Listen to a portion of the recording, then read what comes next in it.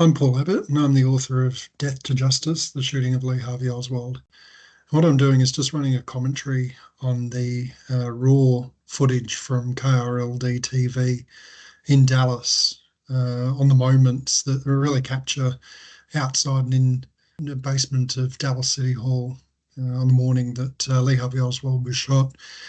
I used this footage. It was a valuable resource for me when I was putting together my book, because I was able to use it to really get a bead on key actions, and most importantly, witness movements. I could really validate and corroborate witness testimonies. So I just thought it'd be quite useful just to share some insights as we watch the footage together. So I'll every now and then I'll pause it, but I'll try to keep that to a minimum to keep the flow going.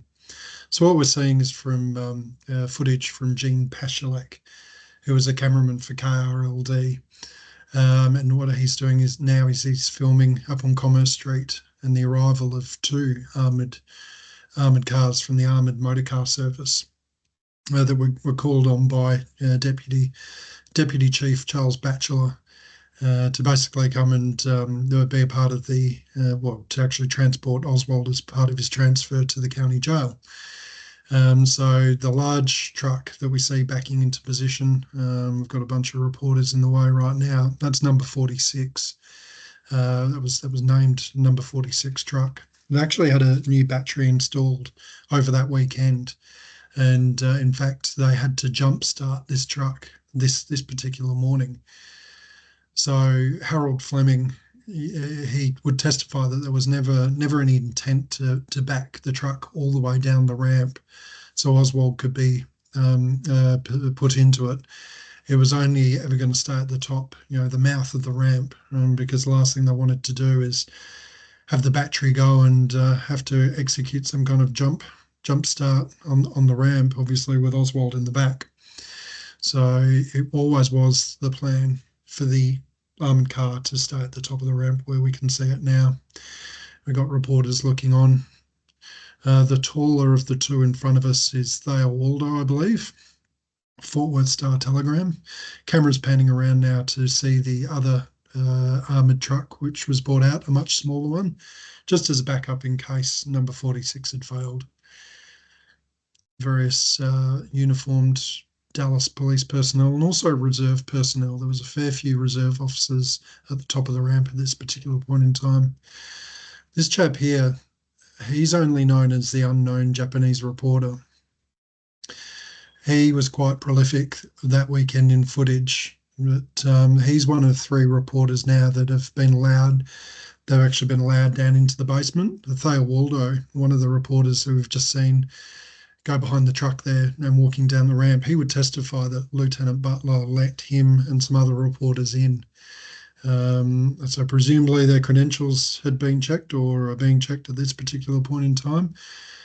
But with only barely 10 minutes to go until Oswald would emerge, as this footage suggests, they were clearly leaving it pretty close to to be able to get into position down in the basement. This footage is not just good in terms of capturing witness movements and things, but it is a good timer for all things related to the shooting. So it is continuous footage as well, because we can hear dialogue at the moment from Robert Huffaker. He's down in the basement. He's basically viewing this footage from down there and basically commentating on what he can see. And this footage will cut down to another cameraman who is filming down in the basement, and the dialogue that we hear is continuous. So for me, that's a pretty good indicator that what we're watching is continuous run of footage, uncut, which means if we can take the fact that Oswald was shot at 11:21 a.m., well, there's 13 minutes by virtue of this footage that lapsed from when the armoured car arrived until Oswald was shot. So we can say that the armoured car actually arrived at 11:08 a.m. So what's happening now is the armoured car's back door has been opened, and presumably it was opened as soon as it had got into position. A few police officers, Dallas police personnel rather, testified to a glass bottle rolling out and smashing on the ground. We don't see that now because obviously a few minutes have lapsed since this armoured car got into position. Interesting now, if we look at the time, there's only, having a look, there's 9 minutes until Oswald would be brought out.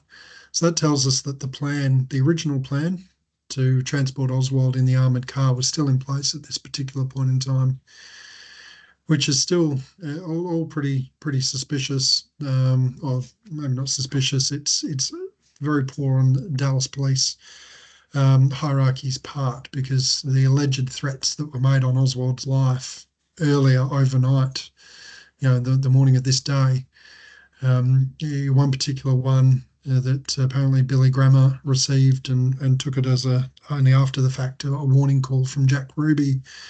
It referred to an armoured car being used, and if Oswald was transferred, he would be attacked.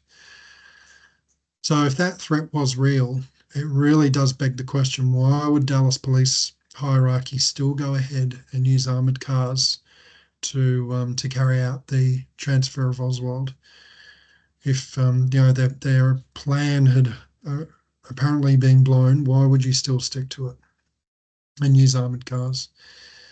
So I think now at this particular point in time, as we're watching this footage, the final discussions between Captain Fritz and Jesse Curry were taking place up on the 3rd floor. And the story went that Fritz said, we should still use the armoured car, but only as a decoy. Don't have Oswald in there, because if there is an attack, Oswald, we could have Oswald, hidden safely in an unmarked police car. So that is what the plan became: to still use this armoured car as an empty decoy, and just have Oswald in one of 2 unmarked cars that would be driving behind it. And further to that, this armoured car would actually peel off at one of the intersections between Dallas City Hall and the county jail as well. So if there are any would-be attackers, taking a beam on it and looking to launch an attack, they would be following an empty armoured car. So police personnel that were searching this were, I'd say, it was, just going by testimonies, it was Charles Batchelor, Sergeant Dean, who has just walked up to the plainclothes officer there. Sergeant Dean's on the right in the uniform. Vernon Smart, Glenn King, and I think Lieutenant Butler as well, all testified to being part of the search of this armoured car. Where Dean's standing, if he turned around and faced precisely the other way, which this gentleman is now, he'd be looking towards the Main Street ramp. And it was from this position that Dean actually said he was standing at when Oswald was shot. And he actually would later testify that he actually saw Jack Ruby walking down the Main Street ramp, which is physically impossible from this point because of how high up Dean is up the Commerce Street ramp. You cannot see very high up on the Main Street ramp because of how low the ceiling was. The uniformed officer on the left, that is Sergeant Putnam. So he and Dean were working closely together to coordinate security of the basement that morning. Sergeant James Putnam and Sergeant Patrick Dean.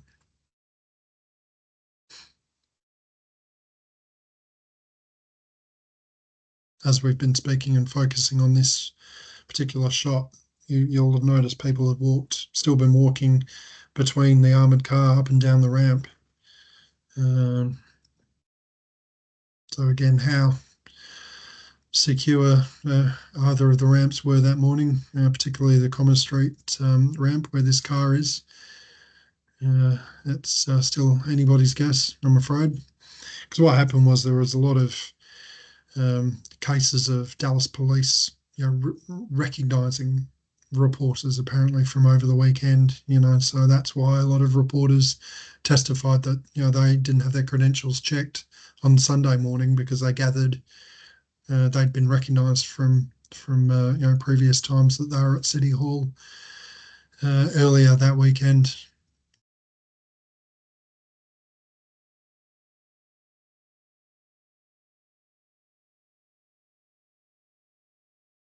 The other voice that you'll hear at this particular point in time, or maybe it was a little bit early, was Nelson Benton, a floor director.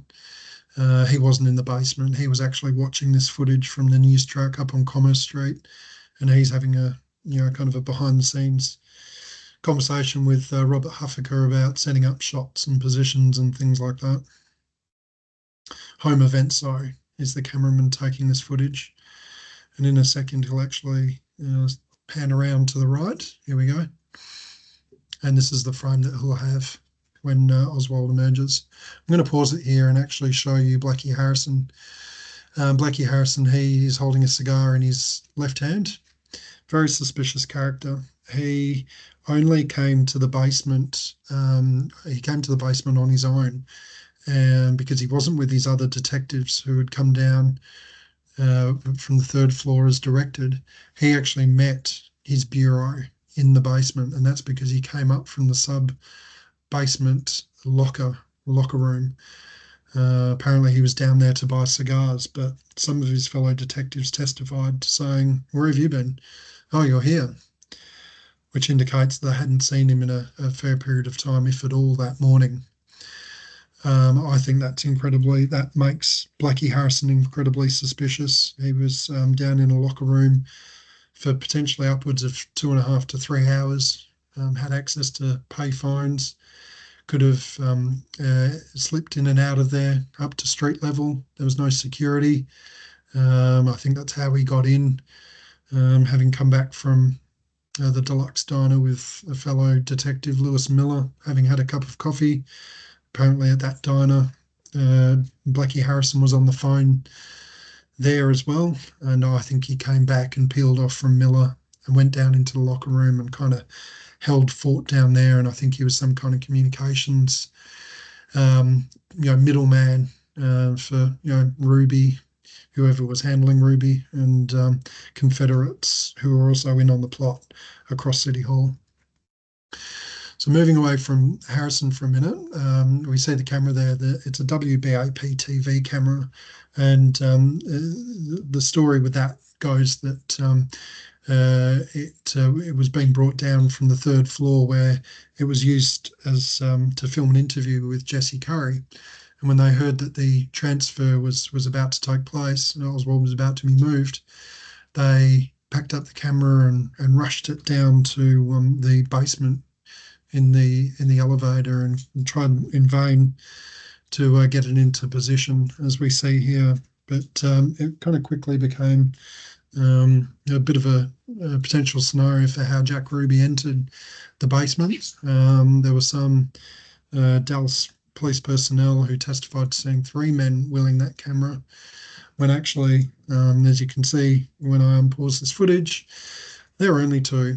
The only time there was another person with that camera was when Jimmy Turner, a news director, actually ran over to make sure that this camera didn't topple over when it was being wheeled down another ramp into the basement car park. So I think that potentially was it was how the 3 men with the camera story kind of evolved, and very quickly the third person was thought to have been Jack Ruby, sneaking into Dallas City Hall basement, pretending to be a cameraman.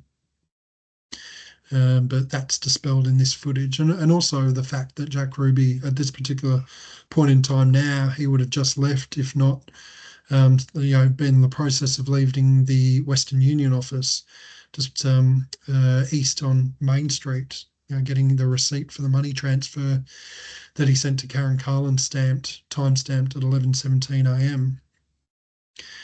So that was a bit of a story that germinated for the Warren Commission, but by the time the House Select Committee distributed its report, it was still posited as one of 4 scenarios for how Ruby entered the basement, but they didn't hold much weight in it. And when we look at this footage, you'll only see 2 men wheeling the camera. Dave Timmins and John Tankersley. Ruby is not there. There are only two people. So the formation that we see here, they're all detectives from various bureaus that have been ordered to come down and form a cordon outside the jail office to basically secure Oswald. This man here is Peter Worthington, a reporter from Toronto. He was doing his best just to blend in. He wasn't asked for his identification. And in fact, he testified in later years to thinking that the Oswald's transfer would take place in the afternoon. So when he happened to come to Dallas City Hall that morning, he was surprised to see that it was all about to go ahead. So he stayed put and incognito, as it were. He never testified for the Dallas police investigation, the FBI or the Warren Commission either. But he would have very much a front seat view. I'm pausing. What's happening now is we're about to see a car. Well, that's the unknown Japanese reporter we saw up in the Commerce Street mouth of the ramp. He's gotten into position. No one has ever been able to confirm his identity. Never emerged his perspective of what he saw at all that weekend. He's still unnamed. What everybody's about to get ready for is a car driven by Lieutenant Rio Pierce to drive from this direction. And basically the orders to drive around up the ramp, around the block, and basically be the lead car for the convoy that would take Oswald to the county jail. Tom Pettit standing there, NBC broadcaster. This is Robert Huffaker. We'll get a better view of him in a minute. He's largely who you hear the voice of in this footage.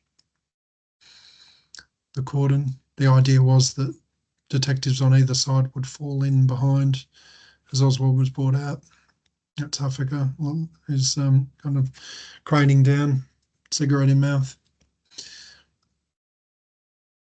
Jimmy Putnam, Sergeant Putnam's about to walk across the frame now. That's Lieutenant Smart, I believe. Sergeant Putnam will quickly emerge. He's basically clearing the way. Here he is for Pierce to drive up out of the car park from this way. Pierce is turning. Everyone's kind of making their way here. That's Detective Watson.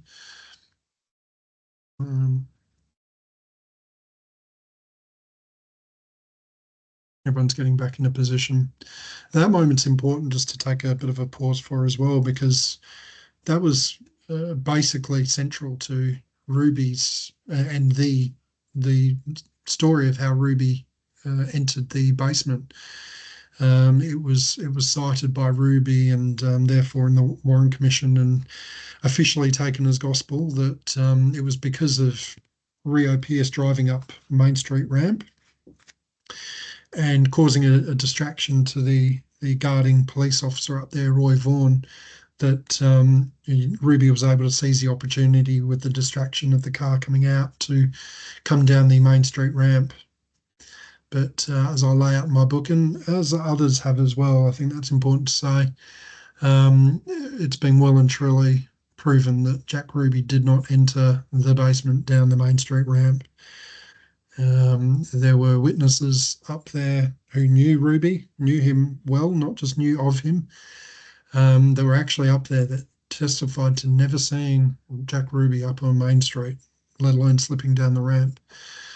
Don Flush, who was a police officer that wasn't a part of the operation to transfer Oswald, he was actually parked opposite City Hall and where it joined with the annex building behind this perspective that we're looking at now.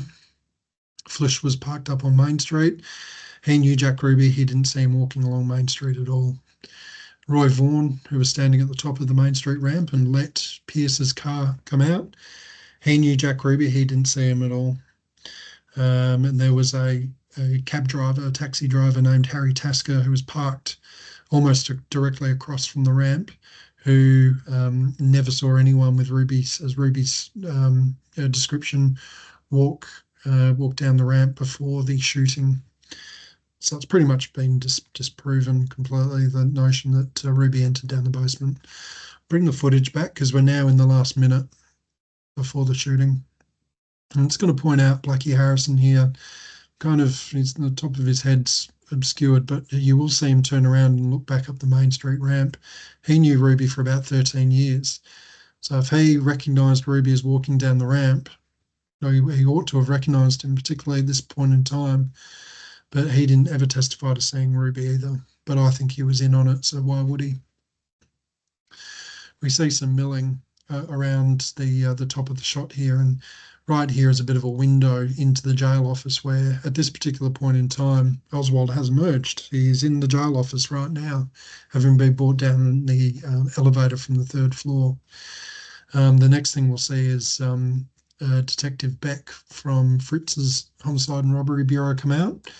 He's basically there to watch the cars get in place. A couple of reporters, Pappas and Carroll, and very quickly on them, they alleged that they were able to carry out the superhuman feat of racing an elevator down 3 flights of steps. So see Oswald being loaded into the elevator, run down 3 flights of steps, which weren't continuous, and still have time to get down to the basement and be there before Oswald in the elevator emerged. The story is absolute BS, and Pappas, Carroll, and the other reporter, Jerry O'Leary, who at the time was linked to the FBI and would later be linked to the CIA as part of Operation Mockingbird, came up with a very convoluted and overly complicated story for how they raced down these stairs. And I can't for the life of me work out why the need for such a BS story. But anyway, this is Pappas getting into place, having run down the stairs, and this is Mickey Carroll. So these are 2 of the 3 reporters that ran down the stairs that weren't continuous from the 3rd floor to beat the Oswald in the basement elevator.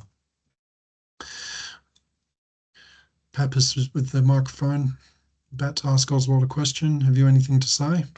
This is Lieutenant Swain. He's just been told, if you watch footage that James Davidson took through the jail office window, you'll see Fritz. He actually came down in the elevator with Fritz and the other detectives with Oswald. And Fritz actually told Swain to go out first and make sure that the cars that were going to be a part of the convoy were in place. So that's what Swain is doing right now. And you'll see him wave. He's motioning for Doherty, or he's motioning for people to clear out of Doherty's way. There are car horns that are heard at this particular point in time. Same car horns were heard right throughout this footage. I'm not sure that the car horns have anything to do with with Ruby shooting Oswald. I don't think anyone needed any visual clues or prompts, especially Ruby. He could see pretty clearly when Oswald was being brought out. And I don't think Fritz needed anything either. That's another theory. So now we're about to see Fritz emerge, leaving the way completely open. If he was standing further back, he would have been right in front of Oswald, and it would have been very hard for anyone, let alone Ruby, to shoot Oswald at point blank range. And there's the shot. So that's Jack Ruby, that's Blackie Harrison, that's Lavelle, and Oswald we can't kind of see now, he's obscured by Harrison, but all hell is about to break loose. Here we have Huffaker's microphone. This is the unknown Japanese reporter lunging to subdue Ruby. So at the moment it's just Graves, who had Oswald's arm, and Harrison. Lavelle is handcuffed to Oswald, so he's kind of stuck to him. I've been able to pause it at the exact moment that Lewis Miller, who went to the diner with Blackie Harrison for coffee earlier in that morning, Miller has actually just walked in from the side, and I've paused it at the moment he is putting a black garment over Jack Ruby. And to me, that is absolute proof of conspiracy on the part of members of the Dallas police in regards to Oswald's slaying.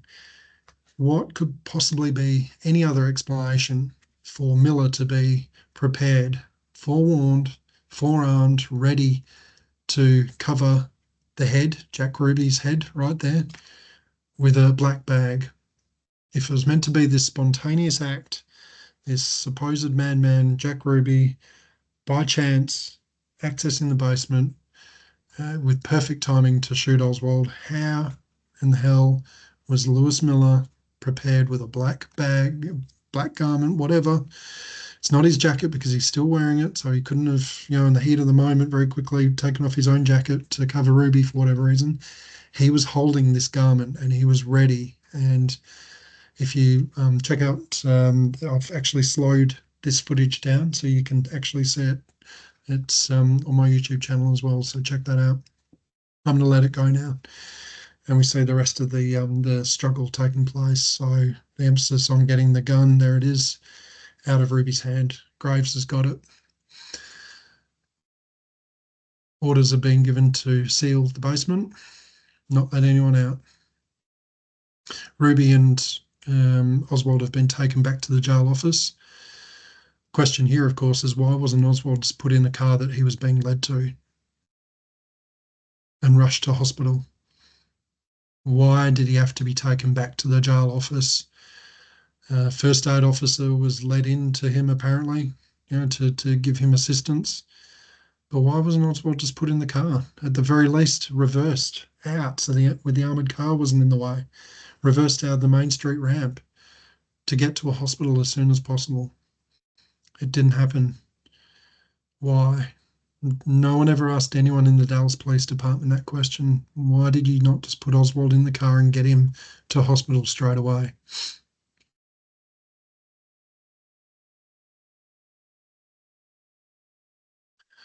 This point in time, reporters are kind of interviewing each other. Huffaker and Tom Pettit are kind of right in the thick of it. That person speaking, I think that's Francois Pelou. He was a French reporter.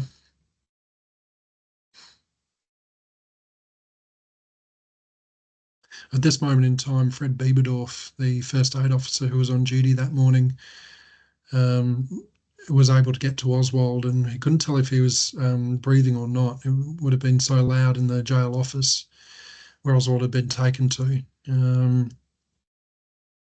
So he presumed he was dead. So he actually, Bieberdorf said he started giving Oswald manual CPR, so chest compressions, which must have been possibly one of the worst things that anyone could do to someone that's been shot in the abdomen. And he knew he had been because he said he felt he could feel the bullet just under the surface of Oswald's skin on Oswald's right right side, around his 11th rib. Everyone's getting out of the way now for the ambulance, which has arrived 3 minutes after Oswald was shot. It's driven by Michael Harden.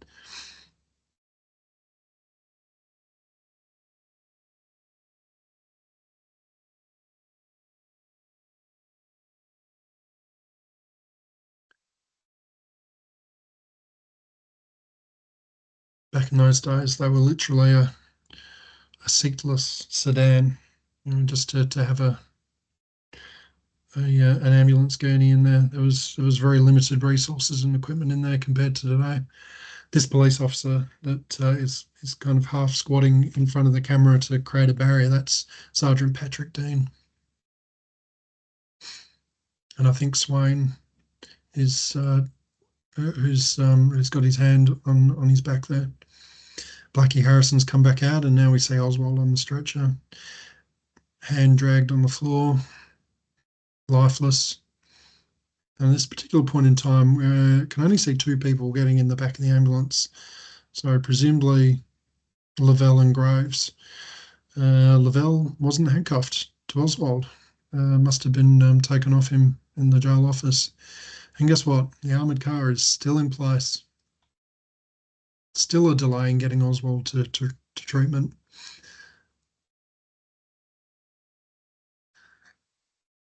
Dallas police could not have done any more to have hindered Oswald's treatment. Why? Why did they not rush him to Dallas Parkland Hospital? Why was he out of sight? What the hell was happening to him there? Accounts of what took place in the jail office are very garbled. Fred Bieberdorf, his story never stayed the same. He didn't testify for the Dallas police investigation. He testified for the FBI and he testified for the Warren Commission, and there were key differences even in those two statements.